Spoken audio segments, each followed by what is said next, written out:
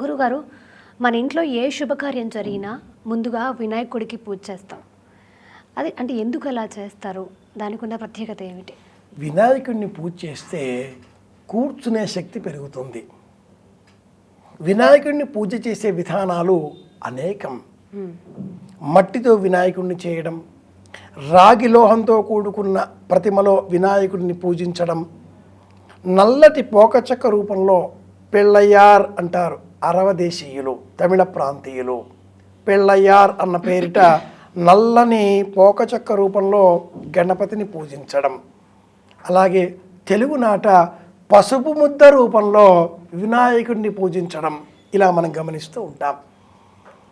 పార్వతీదేవి తన దేహం మీద ఉండే పసుపు ముద్దను ఇలా తొలగించి సుందరమైన బాలుడి రూపం కల్పించి ప్రాణప్రతిష్ఠ చేయగా వినాయకుడు ఏర్పడినట్లుగా శివపురాణం వర్ణిస్తుంది. దురదృష్టవశాత్తు ఈనాటి కాలంలో యువత పురాణ కథలకు దూరమైంది.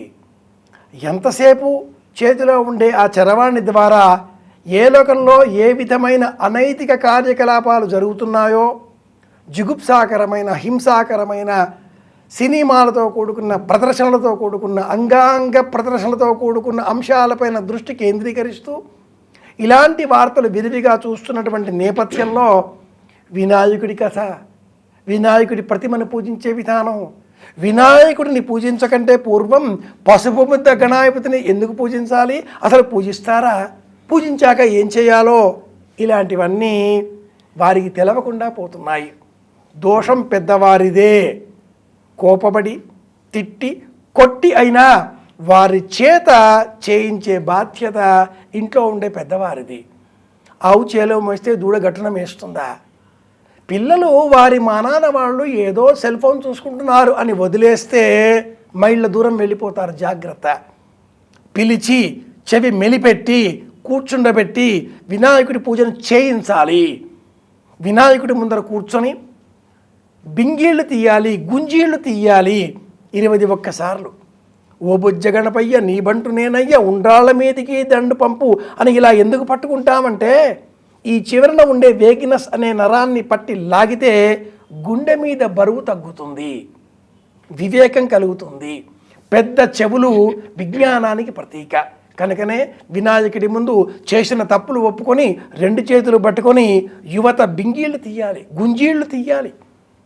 పసుపు ముద్ద రూపంలో వినాయకుడిని పూజించిన తర్వాత మహిళలు, కన్యకామణులు, స్త్రీలు ఆ పసుపు ముద్దను నీటితో కలిపి ముఖానికి అలదుకోవాలి.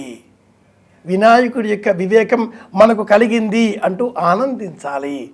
శాస్త్రబద్ధమైన ప్రమాణాలతో వినాయకుడిని పూజించేటటువంటి నేపథ్యంలో ప్లాస్టిక్ వినియోగించకూడదు. మట్టి వినాయక ప్రతిమలనే పూజించాలి. ఇంటిలోనే బకెట్ నీటిలో పసుపు కుంకుమ వేసి ఆ మట్టి వినాయక ప్రతిమను నిమజ్జనం చేసి ఆ మిశ్రమాన్ని మొక్కల పాదుల మధ్యన మనమే నిమజ్జనం చెయ్యాలి. మన ఇంటి వినాయకుడు మన మొక్కలకు ఎరువుగా మారి పుష్పాల రూపంలో తిరిగి మనల్ని అనుగ్రహిస్తాడు అనే ఆలోచన పెంచుకోవాలి. ముఖ్యంగా యువత ఈనాటి కాలంలో దుర్మార్గమైన వ్యసనాలకు బానిసగా మారి చరవాణిని దుర్వినియోగపరుస్తూ ఏం నేర్చుకోవాలో అది నేర్చుకోకుండా ఏది చేయకూడదో అది చేస్తున్నారు. చేసే పని చేయకుండా చెయ్యవలసిన పని చేయకుండా ప్రవర్తించడం రెండూ తప్పే అవుతాయి. చెయ్యకూడని పని చేయడం, చెయ్యవలసిన పని చేయకపోవడం, ఈ రెండింటిని ఇంటిలోని పెద్దలే సమర్థించాలి, సరిచేయాలి. లేకపోతే వారే ఆ కష్టాన్ని ఆ దుఃఖాన్ని ఇంటిలో ఉండే చెడు నడత పట్టిన ఈ విద్యార్థులు ఈ యువత వల్ల కలిగేటటువంటి మానసిక దుఃఖాన్ని అనుభవించవలసి ఉంటుంది. ధన్యవాదాలు గురుగారు. కృష్ణార్పణం.